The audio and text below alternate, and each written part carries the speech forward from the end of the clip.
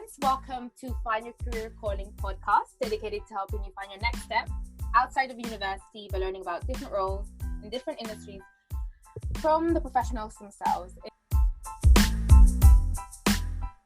In this episode, I have Tanya, who has her own virtual assistant company, amongst other side hustles. Yeah. So welcome to the show. So Tanya, give us an overview of how you got here, of your career path so far. Okay, thank you for inviting me on.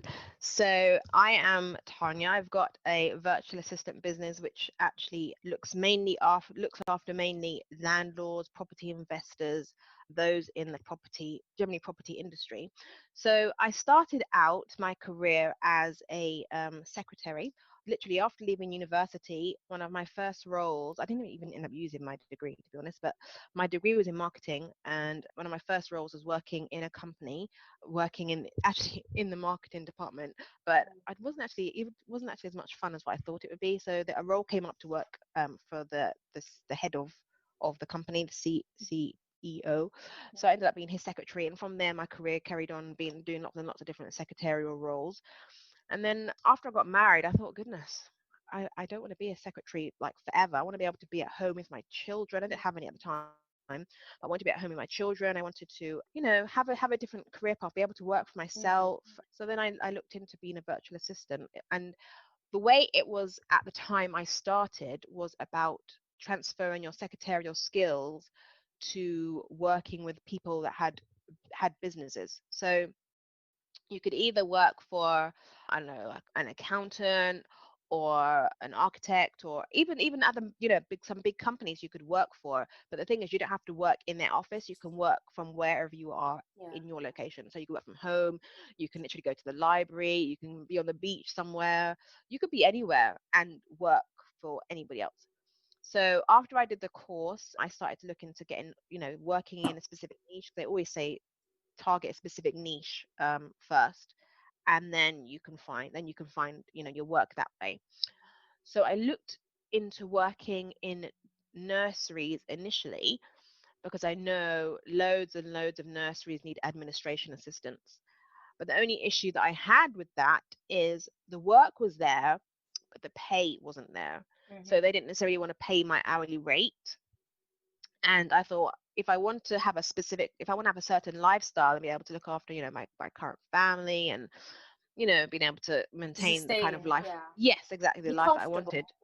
Yeah. Exactly. And obviously to do it on a full-time basis, I wanted to obviously quit my job as a secretary when I was working in the city. I was doing the two in tandem. I needed to earn a certain level of money. So that didn't work. So how much of a pay cut did you take from, being an online virtual assistant to an offline job in the city? I think it was around initially about £500. Right. So it wasn't a major cut, because when I switched my niche, I then started working in the property area, because my dad is in property, my brother is in property, my husband at the time is a builder. So I thought, well, and I've got my own property myself, so it makes sense. I just hit up the property industry. So I started working for landlords and those who were in the property industry, architects, property investors, all those kind of things. And I thought, oh, this is quite good. It's interesting. Started going to network meetings, started meeting more people. And then that kind of took off a bit, and it took off to a point where I couldn't actually maintain my side business. The side business and the city job. Yes, exactly. Right. And was it, well, you mentioned that you had contacts in the property industry already. So was that, so it was a natural transition to go to that niche. But what would you say to someone might not have that connection? How do they find their niche, essentially? Well, the thing is, the connections were made as I was going along. Oh dear. Is that okay? Can you hear me still? Yeah, I can hear. Yeah. So in order to make your connection, I think it's important to. There's two kind of ways of doing it. You can either be generalized, where you just concentrate on the skill set that you have, and you go out and find people according to your skill set. So if for example, you as a PA and you worked for one person as like almost their executive assistant, you can try and find clients that are like that. that need that kind of assistance. So you could attend network meetings, you can find people on LinkedIn, find people on Facebook that kind of match that kind of criteria, and reach out to them, follow them, make that kind of connection. Or you can base it on your passions. What do you like to do? So I know people who like working with coaches, or who like a really obscure one, actually, someone who liked horses. So they Oh ended up wow. working for, yeah, they liked, I actually discovered that. I don't know this person. I discovered them on the internet when I was doing searches, but they're working for horses. So they started working for, they had an can't know the correct Like term. a stable. Esquarian? Is it Oh, square? Esquitart. You know what? Yeah. Horse riding. Horse riding. Horse riding. Horse-related businesses. Yes, exactly. So there was a virtual assistant for that industry. So I guess what initially most VAs are scared of is not cutting out a whole range of people. But the more you niche down, the easier it is to be able to find your market. So you're always saying, oh my gosh, I'm not going to get anybody, and I can't find any clients, blah blah blah. But then if you're just, in my opinion, now that I've niched down, if you're general to absolutely everybody, then it makes it harder to find your ideal client and find Yeah, people I that would you say want to the work same thing for. about online teaching. Yeah, it's Yeah, definitely the more niche and the more you can charge, the higher price as well. exactly, Absolutely. exactly. And if you can get any qualifications in it, that helps. You don't have to, or take any courses in it. The more you can just come across as an Oh, really? expert in this area, the more you can charge. Because there are the Are there VA V industry, there's millions. I'm not even gonna lie, there's millions of us out are there. there VA of are there specific VA qualifications that gives you more credential to a possible employer? Well, there's loads of online courses you can do. I mean, I did a specific course for that was based in the UK. What's it called? There's Do you Yeah, remember? good question. No. Because I saw one in Udemy, but I wasn't sure whether there was kind of like an official one, whether VAs, because I feel like VA is a bit like online coaching. Like there's not really Yeah, a exactly. No, there's standard. not an official one. Hmm. Um, I'll find it. Virtual. I'll find it. I know the lady who did it, who's taken over assistant. Did it take a long time, the course? Course, no, the course took about, oh, here it is. So the website is VACT, Virtual Assistant Coaching, Training and Okay, Mentoring. So I think they're going to be accredited soon. The that's lady good. who did it is called Amanda Johnson. So when I did it, she didn't own it, but she owns it now, and she's doing an amazing job with it. There's another lady I follow as well. Good Lord, what's her name now? Oh, Virtual Miss Friday. She is Virtual Miss Friday. She is a lady who, Michelle Dale. She's a lady who I've been following for must have been over, I think, over 10 years or so. She became a VA. She went to Egypt and literally has not come back to the UK since. She got married abroad. She had her 3 children abroad. Wow. She's had her whole life. She literally travels from country to country to country ever Mm, since she had her children. She didn't want to stay in the UK. She wanted to be mm, virtual. And she mm. if there was ever Made it an happen. example of a virtual PA who literally travels, she is the person. It's She's amazing. all over the Yeah, place. definitely give her a follow. Yeah. Yeah, yeah, definitely. I So don't we know them personally, but yeah. mm.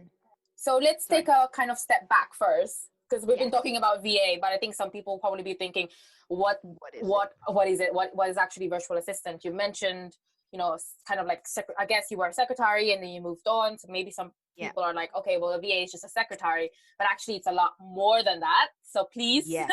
educate us. Oh my goodness. The term virtual assistant is so broad. It can mean so much different people. But at the very basics of it, it's a person who is working or has a skill that they can work for somebody else from their specific locations. They don't have to travel anywhere. They don't have to necessarily meet the client face to face. The work is delivered electronically, so via email, via like Zoom, like how we're talking now. They use software and all sorts of online tools where they can deliver the work another party without actually physically being face to face. So, for example, some people don't like the term virtual assistant because to some people, it can be a bit demeaning, as in the skill set Mm, can sometimes be quite low. For example, you can find a virtual assistant on Fiverr who can sell their skills for like $5, and they'll do something like create your social media for you. But then you can also have someone who works virtually, like a lawyer, for example. You can hire a lawyer to do some work for you for example, do all sorts of litigation work for you, you wouldn't necessarily call them a virtual assistant, but ultimately they're working virtually and they're working for you. They're not seeing you face to face, they're still providing work for you. So although we have the term virtual assistant, it doesn't the terminology doesn't necessarily apply to everything, but the work is virtual. Right. Yeah.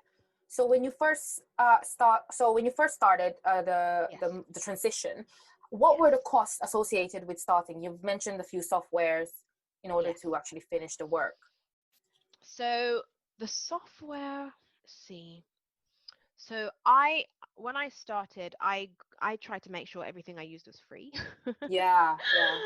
I think you don't have to pay very much. I mean, I made sure I did the course, so that was the first thing I did. And because I was setting myself up as an individual person providing a service, so when I took on clients, they were my clients. So I made sure I had to get a contract. That came in the course, but you could get contracts, and make sure you sign that with the client you're working for. So however much you want to pay for a contract, you can find those online for free. A software that I use between my client and me, the software that I used was free, but you can find paid for software. I had a timer as well, so anytime I did any work, I made sure that I timed absolutely everything. So if I had a phone call with a client, if I touched my computer on behalf of the client, if I went into their social media, anything I did for the client, I made sure that it was timed. So there's timing software you can use for free, or you can get paid one. Right. My accounting, so when I invoiced my client, you could use something like Word and create like an invoice through that. I ended up using a paid for software because I did get a few clients and I didn't want to have to keep writing out the Word document. So I used the paid for software that would then connect with another software that would take the direct debit from clients' accounts. So that is a paid account. Those two softwares are paid. So what I think is important as well, being a virtual assistant, is I'm not a huge fan of talking about money. So I used to make sure that I take all my money up front from my clients. That's what most VAs do nowadays, is they say, for example, I will charge you, £10 or a block of hours. Let's say I charge you I don't know, for 20 hours worth of work. You would pay those as a client, you would pay for that block of hours in advance, and then I would take that money from your account via direct debit every month. So if I go over those hours, depending on how you set up your business, if I go over those hours, then at the end of that month, I would then take the money from your account for the excess hours. And that makes sense. So you don't have to keep chasing people for money and having those awkward conversations. Exactly. You learn by having those mistakes happen. So I did have that, and you want to make as little a mistake as possible, but ultimately by making a mistake, you work out what you like and what you don't like. You work out the kinks in your business. So sometimes they say don't make a mistake, but then if you don't have a mistake, then you don't learn from it. Yeah. And did you have any particular situations where you had a disagreement with a client, or you had a particularly difficult client, and how did you deal with it? I've had a few different clients, some challenging, not so much. I think the one client that I did, well, two actually, one client I did have wasn't able to pay his invoice, and that was quite challenging, hence why I ended up doing direct debits. Right, yeah. So making clients pay in advance. Exactly. So that was quite challenging, and not being able to, because I rely on the specific certain of money coming into my account every month. Right, of course, yeah. So if that client didn't pay, I'm like, oh, this specific bill cannot be paid now. You haven't paid. So obviously keep chasing that person. Eventually I continued working with them, and it worked out just fine. So I think when people are difficult to work with, you have to keep the communication going. Right.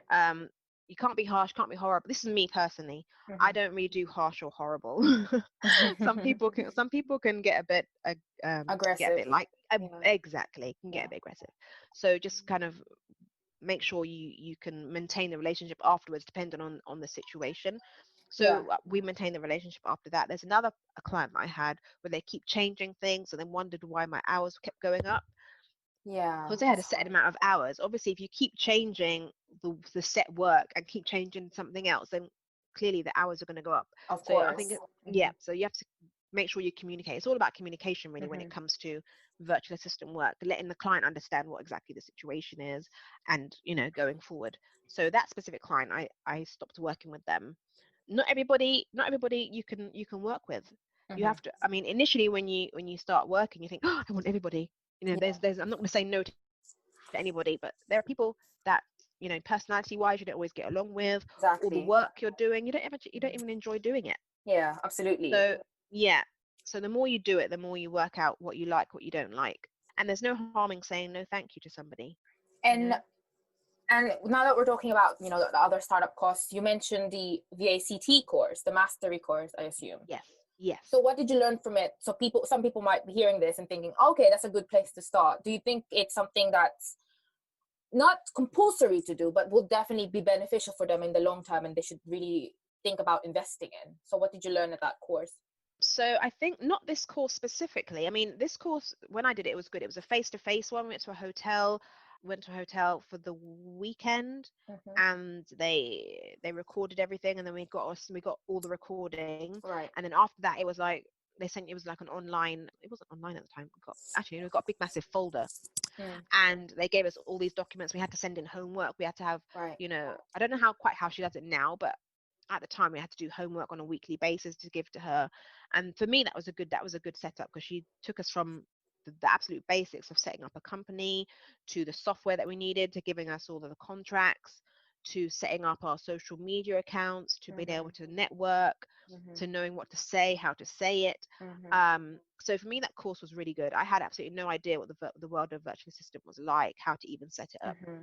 So that was really good. There are other programs out there that you can do. Like I said, another one I did buy was Michelle Dale's one, Mm-hmm. Virtual Miss Friday. She has a program in there as well. I think it was like £90 or something if you wanted to just start off really quickly. Mm-hmm. But like, there are Udemy, there are all these other courses that you can Mm-hmm. do that to get you started. Now, Yeah. the very, very quickest and easiest way to get started, where you don't even need anything, or any programs for yourself, is something like Upwork. What's the other one? Upwork, Fiverr, People Per Hour. Now, I'm actually on People Per Hour. I thought that was one of the best ones. I thought it was one of the good ones because I'm based in UK, London, and the prices and everything on there is London based. Mm-hmm. Quite a lot of the clients on there are UK based. There are Mm-hmm. international people on there, but when it came to something like Upwork, my goodness, you're competing against people who are going to be charging things like £3 an hour, or Yeah. £4 an hour. Where on People Per Hour, they're not charging that. They have Mm-hmm. like UK prices on there, Yeah. so you can get actual work on there. It does take a while. It's not quick. Yeah. I think it did take me about a month or so to start getting work on there, but yeah, that was pretty good. With People Per Hour, they've got the contracts on there, so you don't have to have any contracts between you and Right. the client. You get paid on there as well. I guess the only difference with that and Upwork is Upwork have an hour app. So when you start work, you have a timer on Upwork, so it can. One thing I don't like is it takes pictures of your screen as you're working. Right. So there's no escape. So you can't try and pretend you're doing something else. Not that I Mm-hmm. do, but you can't try and pretend you're doing something else, and then sit there and be charging the client. Yeah, So I think it's absolutely. important that you have trust with the clients that you work with. I think So as yeah. well, I wanted to know about the legalities of setting up your own business. Like, how did you go about from transitioning to employee to your own boss? So I will set myself as self-employed. So you have to register with the government to let them know Mm-hmm. you're going to be self-employed. I also spoke to the company I was working with as well, because some people have conflict between the Mm, company you're yeah. working for and the business you're starting. Mm-hmm. So I just let them know. Whether you let them know or not, that's entirely up to you. I couldn't afford at that time to just go and lose my job. Mm-hmm. Mm-hmm. Having my business hadn't been set up yet. So I let them know. I set myself up, in the UK, to let them know I'm going to be self-employed. I also purchased what's it called? ICO, Information Commission Office, Right. because I'm going to be dealing with people's personal information in terms of their name and address, their email address. I needed to set that up. So make sure that I'm registered as a data. Is it data? I can't remember the correct terminology, but also letting the Information Commission know that I'm taking information from people and Right. I'm storing it correctly. I also got insurance. Right. So in case I did something that wasn't appropriate, or the client wanted to, wasn't happy and they wanted to I don't sue me or something horrible like that, then I've got insurance that would cover that. They had that included legal protection. Right. What else did I have? I think that's pretty much all I had. Eventually I became a limited company, and that is a whole process unto itself. I won't even bother to tell you all the ins and outs of that. I got an account to help me set that up, but right. Is it more, that was a kind of a follow-up question. Would you advise people who are starting out to start out as a sole trader, or and then move to a limited company, or to just go straight to a limited company? I personally would think it's best you start off as self-employed, Right. only because you're not making any money straight away, and as soon as you set up a limited company, you then have to, after a year, if you're not making any money, you then have to pay your accountant to set up your specific accounts, and you've got to send company's house so much information, and it's quite a lot of information. It's quite a lot of things to start off with when you're just starting a virtual assistant business. But if you have visions of your business being quite large, and you're going to start employing a lot of people straight away, and obviously depending on the industry you're in, if it's I don't know, some sort of working with doctors or lawyers, solicitors, accountants, those kind of things, and maybe you'd look better to them setting up yourself as a limited company. When I first started, I wasn't really interested in growing really massive. I just wanted a few people so I can start working from home, really, to be fair. So I set myself up as self-employed. It was just easier for me all round, really. And you had your job as well, because there was an overlap, right? Yes, exactly. How did that affect your taxes? So I already had an accountant who, because I had a couple of properties anyway, so I was already sending things, to my accountant to handle anyway. So in terms I wasn't even making a great deal of money the first year. So it didn't really affect my taxes a great deal, to be honest. Okay. I'm just thinking of it from the perspective of someone who wants to start this kind of in the same journey as you, but without the property. They might have concerns about the taxes, because there'll be an overlap between their work, but like you said, if they're not earning like massively straight away. I mean, there was my friend, we ended up being VAs at the same time. She ended up working for a virtual assistant company. Now that's also another avenue of going in, rather than trying to find clients yourself. It can take a while. She ended up working for a virtual assistant company, and she left her employment to go and work for this company. With regards to taxes, she did all her taxes herself. So she submitted a self-assessment tax form, and she didn't find it very hard. I've never been that savvy. She worked it all out herself, YouTube videos and blogs and reading all that stuff, and she ended up doing it herself, and she's never had any issues with it.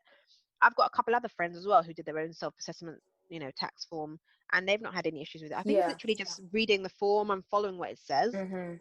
I've just never had any time or any patience for dealing with that. You have to go with your skill set. That's just not me. Yeah, fair enough. And you already had that accountant anyway, so, and you had more variables to think about.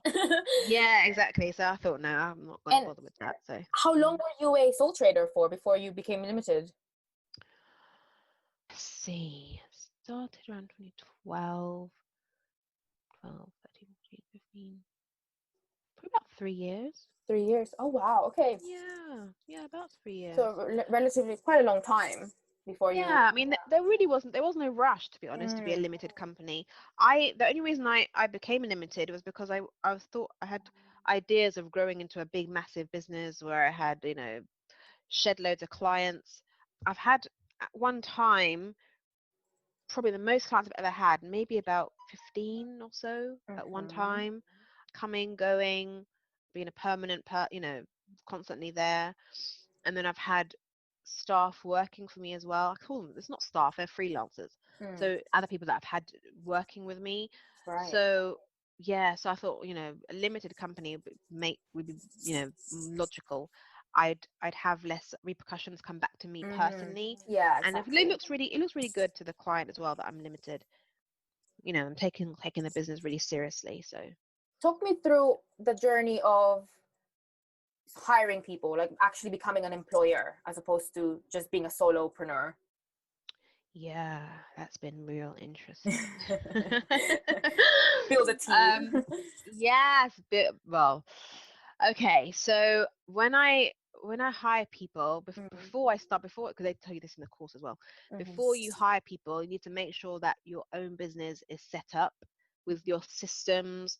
So I put all your systems in one place so that it's easier for the person that you have working for you to be able to find things and to be able to use your systems according to how you want it used. So I created a handbook for the person who I wanted to work with me. I had a system where I was interacting with the client, and the staff that I had working with me could also interact with the client. Right. So I had that system there. I had somewhere where they could also. We had the handbook, but I made sure I had to have a specific payment schedule for them as well. So they had to make sure they send me all their timesheets. Although I had the time app that I would share with them that they would use to log all their hours, they had to send me an invoice because that's going to be now part of my business. So I need to make sure they send me an invoice along with their hours. Yeah. So having a member of staff, it comes with different challenges as well. Kind of things it comes with is you have to check their work. Communication with your member of staff is important because although you think you're explaining something in a way which you think they should understand, you have to confirm with them that they actually understand the information you've given them. There's nothing worse than letting someone spend 2 or 3 hours doing a piece of work which you didn't actually want in the way that they presented it. So there were some clients that I got staff to speak to. There were some clients that some staff didn't speak to at all, where they just delivered the work, gave it to me, I checked it, and then I gave it to the client. So I think it's very important that you have someone that you get along well with if you're having a member of staff. You don't have to be friends. It's a working environment. You don't have to be friends. You don't have to be, how's your weekend? How's everything? Great. But you just have to get on well enough that you're both professional towards each other. Right. Because if they're going to be working with your clients, and your clients obviously your bread and butter, the last thing you want is for someone that you're working with to be, detrimental to your business. Right. I have had that before as well. And you had to hunt, HR issues. I did have an HR person as well, and I have heard other VAs, having issues with their members of staff. It's not all bad. There are some, really wonderful things that can happen by having staff in your business. You can move so much quicker, so much faster, take on so much more work when you have other people working for you, and you can really magnify your business a lot by having other people working for you, because obviously your capacity as a sole trader, so one person, is only so many hours in a day, in a week, in a month, in a year. Whereas you can double that if you have a really good assistant working with you, and then the more people you have working with you, then the more clients you can take on. But like I said, that can then come with its own challenges, with obviously having to monitor their work, make sure their work is good enough, and making sure the client is happy, because if the client is happy working with them, then they may leave you. And obviously in the contract as well, you have to make sure that you put something in the contract where the client can't go behind your back and take your member of staff. Absolutely. or that your member of staff doesn't then try go behind your back and try and take your client. Some poaching going on. Exactly. Comparing your experience with starting your own company and then your friend's experience with working for a VA company, would you do anything different, or do you think that it's better for someone who may not come from a secretary background to try to be a bit more supported by working for a VA company? Or do you think that they just need to do a course to give them that boost? No, you don't have to do a course. I think what is really good is working for a VA company. I've heard many different stories of people's exposure to being a VA. So if you're able to work with a virtual assistant company, then you'll do very well, because what that virtual assistant company will indirectly do is teach you how a good company works. And you can, just by working with them, learn what you like doing, what you don't like doing, the clients you like working for, clients you don't like working for, how their systems are set up, how you can improve your own systems, and obviously set up your business if you want to leave in a better way. And what are some of the reputable ones? What are some of the reputable Time, etc. That's who my friend worked for. She worked for Time, etc. There's one called A Virtual. Let me just see. Just trying to think. I mean, there are some. Virtually Sorted, I think, is also one. You're better off going on Google, to be fair. Right. No, that's good. So at least the people have at least Yeah. a starting point.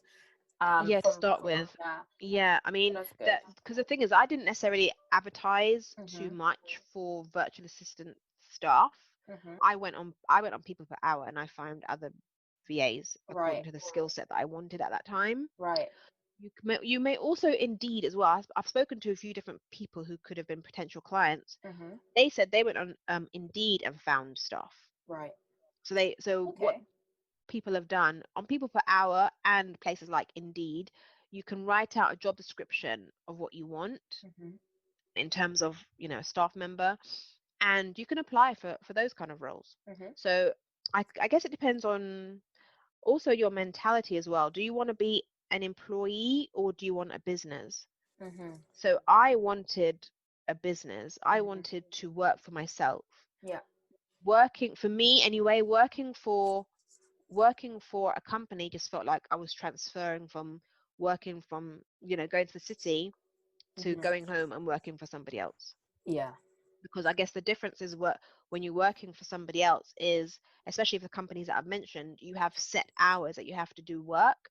Yeah. So they want you to be available 9 to 5, Yeah. Absolutely. Monday to Friday. You have to be at your PC Mhm. 9 to 5, Monday to Friday working.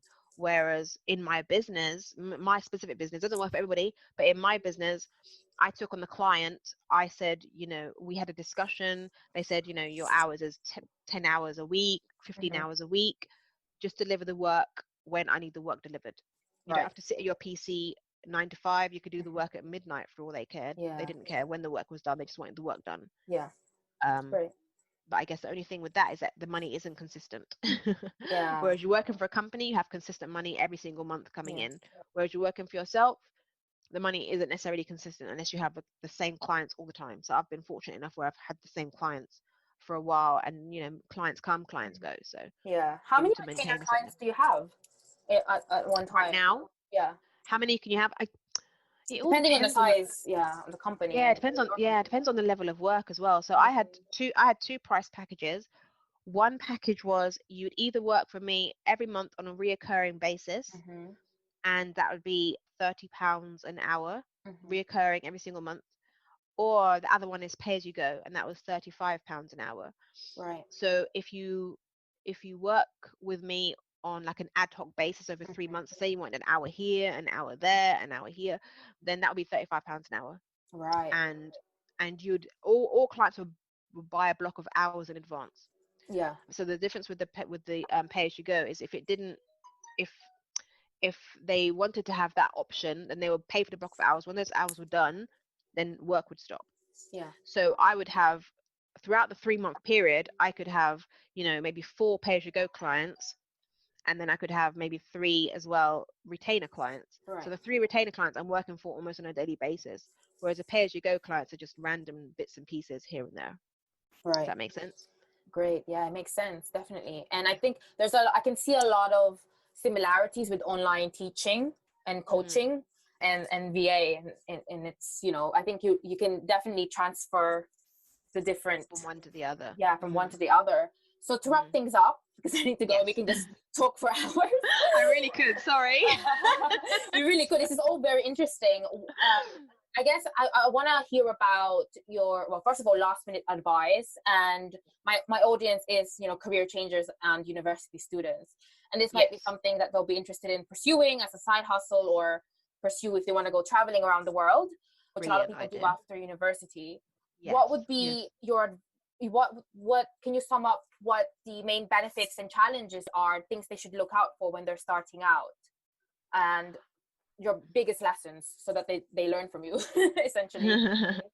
Okay, so I definitely think leaving university and doing this as a side hustle, or even as a career, is a fantastic, either job or business to have. You can do one or the other, and not one isn't worse than the other. Being a business owner or working for somebody, there's no negative towards either option, whichever option you choose.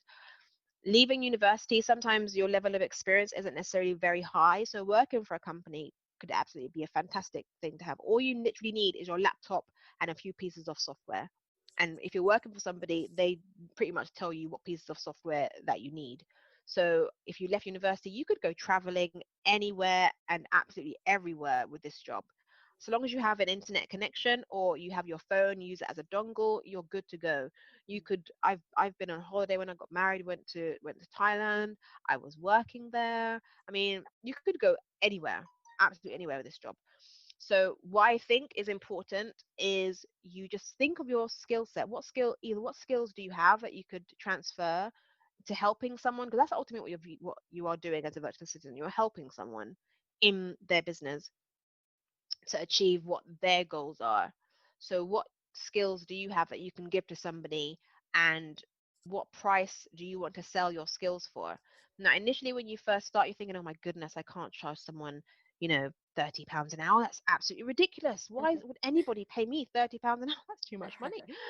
But what I think is important is, however you feel about yourself, you just start from where you feel comfortable. If you feel you want to charge £10 an hour, then you charge £10 an hour. As you're going 6 months down the road, you may be like, do you know what?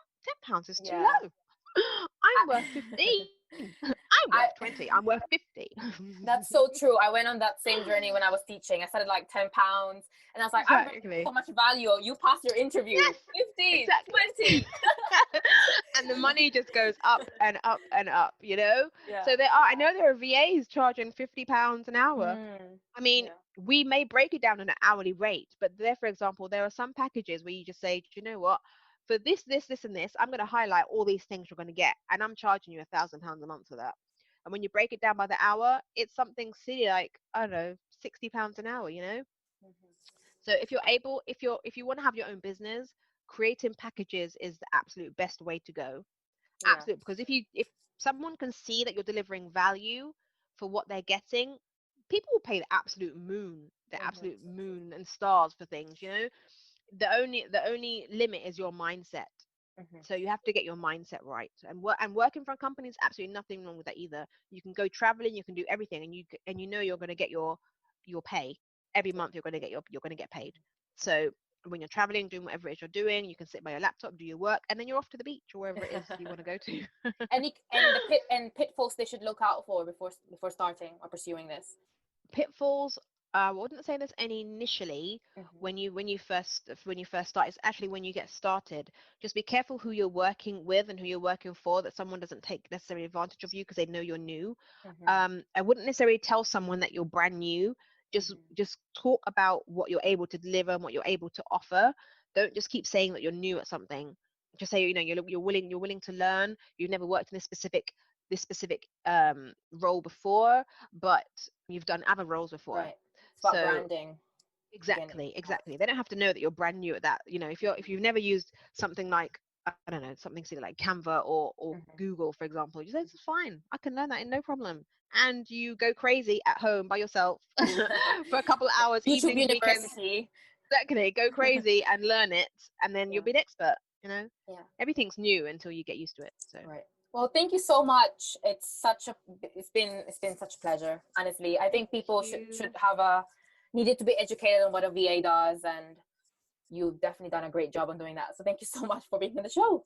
No problem. Thank you very much for having me.